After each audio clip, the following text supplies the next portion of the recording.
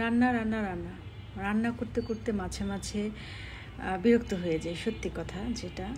তারপরেও রান্না তো করতেই হবে, যেহেতু ফ্যামিলি আছে, সব বাচ্চা কাচ্চা আছে, এবং আমিও খেতে পছন্দ করি। তো সেই জায়গা থেকে রান্নাবান্না তো আমার একটা প্যাশন এবং দায়িত্ব, কর্তব্য সব কিছু। হ্যালো মাই লাভলি ভিউয়ার্স, কেমন আছেন সবাই? আশা করছি সবাই ভালো আছেন। আলহামদুলিল্লাহ, আমিও ভালো আছি।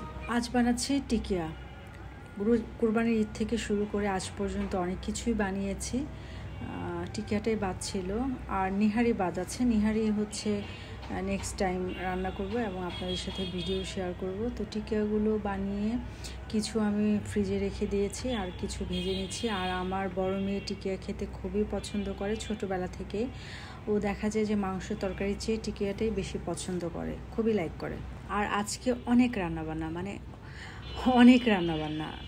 আমার তো মানে খুবই টেনশন লাগছে যে এত রান্নাবান্না কীভাবে আমি শেষ করব, কারণ হাজব্যান্ড হচ্ছে আজকে আবার পেশোয়ারি বিফ খেতে চেয়েছে।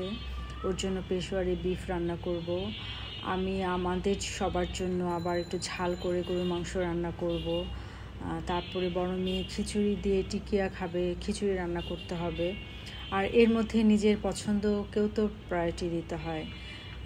আমার হচ্ছে চালের রুটি খুবই প্রিয়। তো কিছুদিন ধরেই ভাবছিলাম যে চালের রুটি বানাবো, দেখেছি শেষ পর্যন্ত দেখা যাক বানাতে পারি কি না। আর এখানে ঢেঁড়স ভাজি করছি, কারণ কিছুদিন যাবৎ ঢেঁড়স ফ্রিজে ছিল, বেশি দিন থাকলে দেখা যাবে ঢেঁড়স নষ্ট হয়ে যাবে। তো ঢেঁড়সটা ফার্স্টে ভাজি করে নিলাম। আর এখানে অলরেডি আমি পেশোয়ারি যে বিফ সেটা আমি বসিয়ে দিয়েছি। এটা আসলে আমি খুব সিম্পল ওয়েতেই করি, কারণ খুব কঠিন কিছু না। লাস্টে একটু ঘি দিয়ে, পেঁয়াজ দিয়ে, বেরেস্তা দিয়ে একটু বাগার দিই, এটাই আর কি। আর সিম্পল, একদম খুবই সহজ, আমার কাছে তো খুবই সহজ লাগে। আর এখানে গরুর মাংস ভুনা করছি আমাদের সবার জন্য, সেটা করছি। আর কলিজা ভুনাও হয়তো করব আজকে, কারণ ফ্রিজে অনেকদিন যাবৎ কলিজা আমি সেদ্ধ করে কেটে আমি রেখে দিয়েছি।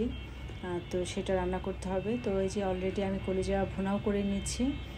কলিজা ভুনা করে তারপরে হচ্ছে খিচুড়িটা বসিয়ে দিচ্ছি। আর খিচুড়িটা, এই চালটা হচ্ছে আমাদের দেশের গ্রামের বাড়ির থেকে চাল আনা, সেই চাল দিয়ে খিচুড়ি, এবং এই খিচুড়িটা খেতে কিন্তু খুবই সুস্বাদু হয়, যেহেতু নিজেদের চাষ করা জমির চাল। তো খিচুড়ি খুবই ভালো লাগে খেতে। আর এত গরম কিচেনে, আমি তো হাঁপিয়ে উঠেছি। পরে রুমে এসে এসিটা অন করে একটু ঠান্ডা হচ্ছি, আর আমার জন্য বুড়ির সাথে একটু মজা করছিলাম, টাইম স্পেন্ড করছিলাম। আর জুনু এত লক্ষ্মী একটা বাচ্চা, একেবারে মানুষের বাচ্চাদের মতো। যাই হোক, এখানে এটা হচ্ছে পরের দিনের সকালবেলার ভিডিও। আসলে আজকে ২-৩ দিনের ভিডিও একসাথে শেয়ার করছি। তো পরের দিন সকালবেলা আমার হেল্পিং হ্যান্ড ও হচ্ছে আমাকে খুব সুন্দর করে চাল কুমড়া কেটে দিয়েছে। আর ওই যে বলেছিলাম চালের রুটি, আমি চালের রুটি খেতে খুবই পছন্দ করি। তো ওকে দিয়ে বললাম যে, "তুই চালের রুটি বানিয়ে দে, তো আমি ভেজে নেই।" তো ও আমাকে চালের রুটি বানিয়ে দিয়েছে। আর এই যে এখানে আমি এই যে মাংস ভুনা দিয়ে চালের রুটি খাচ্ছি।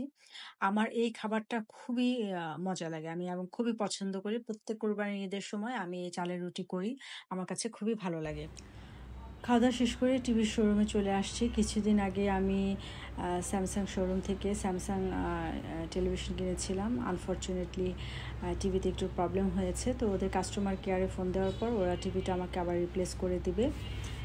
তো ওরা আমাকে ফোন দিয়ে বললো যে, আপনি টিভি মডেলটা আবার পছন্দ করে আমাদেরকে ছবিটা পাঠান, আমরা সেই মডেলটাই আবার আপনাকে রিপ্লেস করে দেবো। তো সব কাজ বাজ শেষ করে আবার জুস কর্নারে এসে জুস খেতে চলে আসছি।